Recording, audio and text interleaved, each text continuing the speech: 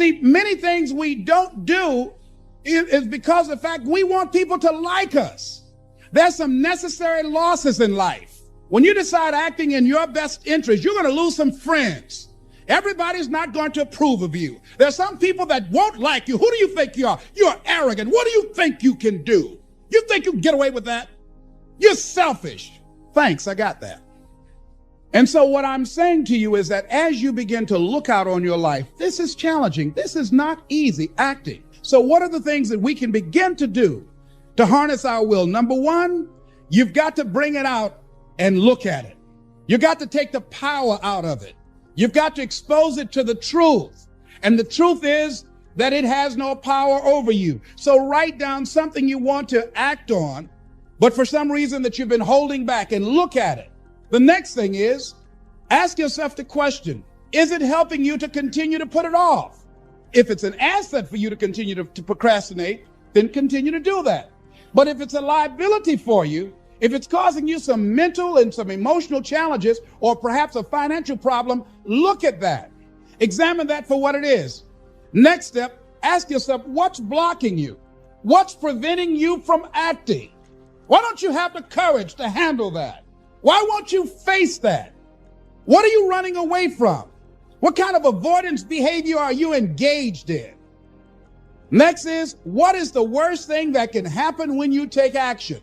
So I looked at that and I said, what's the worst thing can happen when I tell him this? He can say, I don't like you. And he did. Now what happened? I experienced that. I looked at that. I saw that. And guess what, ladies and gentlemen? I didn't die. My feelings were hurt a little bit. I lost some sleep about it. And sometimes I think about it when I drive past his house, but I'm still here. It's uncomfortable, but it's okay. It doesn't bother me anymore. I've gotten used to it now. So what is the worst thing that can happen? I want you to visualize that, experience that, feel the nervousness and the discomfort. And the more you run it in your mind, the less power that it will have. Next is, how will you feel after taking this action? When we look out on our lives, you ask the question, what are you going to do? Look at, as you think about this that you know you need to handle, what are you going to do?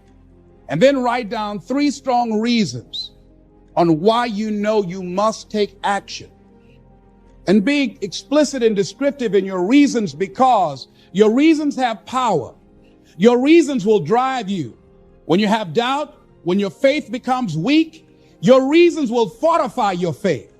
When you have an inner conversation, say, no, don't do that. Your reasons will become your rod and your staff to comfort you, to take you through those challenging moments. So write down your reasons. And what you will find, that when you decide to act, when you decide to take life on, and let me warn you, it can be painful, it will be uncomfortable, and that's where the growth is. When you're uncomfortable, when you're stretching out, when you're taking life by the collar, you're going to get thrown to the ground again and again and again. But when you have determination and you know that what you're doing is right, it gives you your life, it gives a special meaning and power to you, you will have some power from on high. You will discover some things about yourself that will begin to electrify your personality.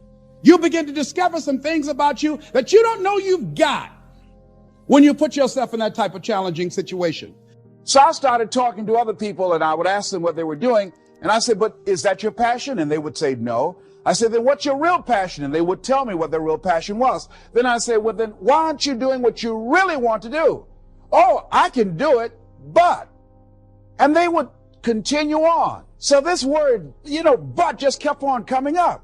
And then it also has some friends like woulda and coulda and shoulda. And one day I'm going to have my own business. Those people who talk about one day I'm gonna. So how is it that many times we block ourselves and we use these words almost like we're in a trance, like we're sleepwalking through life, that we find ways to cancel out our dreams? And I think that but is a